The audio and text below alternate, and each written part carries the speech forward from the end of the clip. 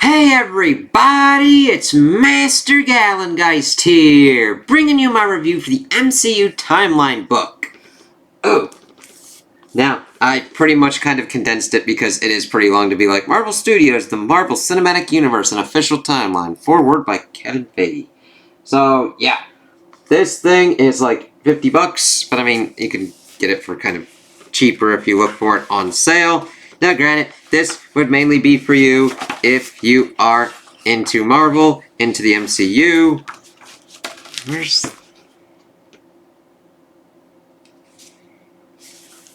This pretty much has stuff up to, like, Phase 4. Where's the... Is it in the front or is it in the back? We do have an index here. But yeah, this is a kind of cool thing and really kind of gives you an idea of what's going on. Oh, there it is. Copyright 2023. So this is pretty cool, so that way you can kind of keep everything straight and understand how everything kind of connects. And sometimes you're like, well, how does this work out? And then you can kind of go in and see how the lore kind of works throughout the whole different kind of movies universe. The movies universe. And you could also use certain kind of comic references to understand how the lore kind of differs. And understanding what's kind of going on. Now granted, it has gotten a little bit gnarlier with Endgame's whole kind of time travel kerfuffling and everything. And then we've got the introduction of the Eternals and all that. But that's kind of where we start here with the Eternals, the distant past, the Celestials, what kind of goes on with that. TVA. We've got the little TVA chick kind of like going through, showcasing what kind of goes on. Linking us up with Moon Knight. Everything else kind of going on, getting into like the Common Era and what's kind of going on with getting us up to speed with like Captain America, Iron Man, everything like that, as we then see it kind of work out with this. And I like that it kind of intersperses different kind of parts of the kind of movie screenshots with certain kind of important bits and pieces. And then, of course, showcasing certain things that are to come of what's important in pretty much these kind of sagas. Let's see here. And it's kind of cool to see it all in this kind of like timeline format, going kind of like the sacred timeline that we saw in Loki, then popping us into like Iron Man and seeing how it kind of all started out. Let's see here. And showcasing off certain kind of armors, which you should do, which is what should be done. Because then you're able to go through the whole evolution of characters with their certain kind of movies and all that.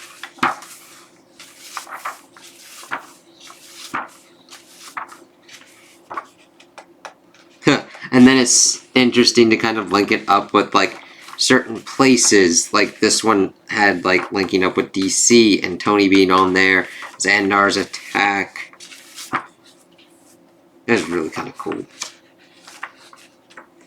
Popping us up into the Civil War and everything. Even getting the Black Widow movie in here. So that one created so many... That one had problems. Let's see here. Going into certain kind of tech, like the PIM particles. Of course, linking it up to Endgame, Ant-Man and the Wasp 2.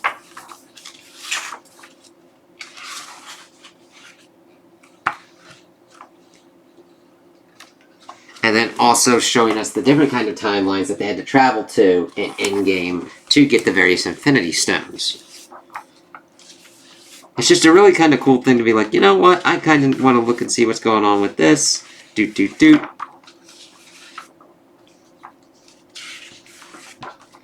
Now this is really kind of cool. There's a part in here that goes into the Infinity Stones and their journeys throughout the Infinity Saga.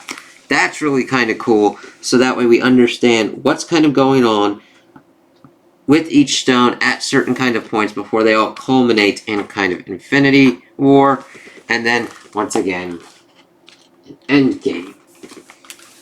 Because after Infinity War, when they're then destroyed, we then have to get the Infinity Stones back with an Endgame. And then we do get an After the Blip thing, which I wish they had done better with in actually doing this. We've got Loki's show popping up, Steve returning the stones, WandaVision, and that's whole repercussions. Shang-Chi, let's see here. Yeah, then we get into Shang-Chi, Falcon and the Winter Soldier. Oh, this is really kind of cool here. See, they do interesting things related to the interesting characters and everything, and doing that with the Cap Shield is really kind of cool.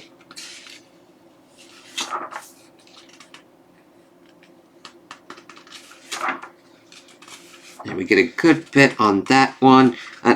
A look into Sam Wilson's whole bit.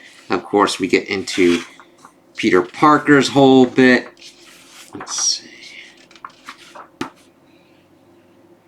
And even getting into No Way Home. That one created so many issues. We have She-Hulk in here. And then linking up with the Eternals bit. Yeah, there we go with that one. Getting into Multiverse of Madness. That one, yeah. Let's see here.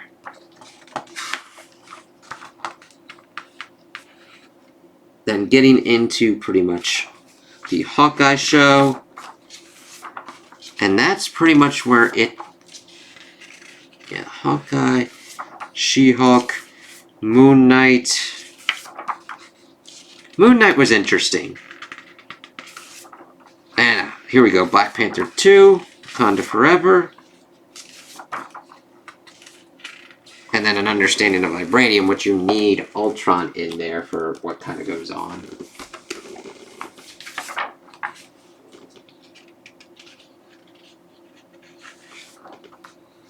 Ms. Marvel here.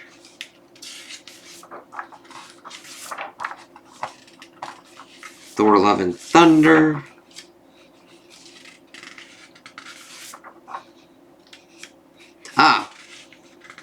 Werewolf by Night, and the Guardians and What If certain shows. And then a nice kind of like condensed thing back here as well. So I would definitely recommend this because, now granted, just to be able to kind of look at it, understand it in a different kind of format. It is hardcover, so it is a beefy, hefty friggin' thing. So if you're into Marvel and the MCU, I think this would be a nice kind of thing that you could have for a collection, or like a coffee table book that you could like discuss with people if you want.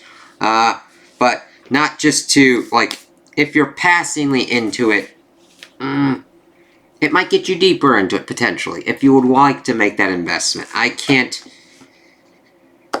make that judgment call for you.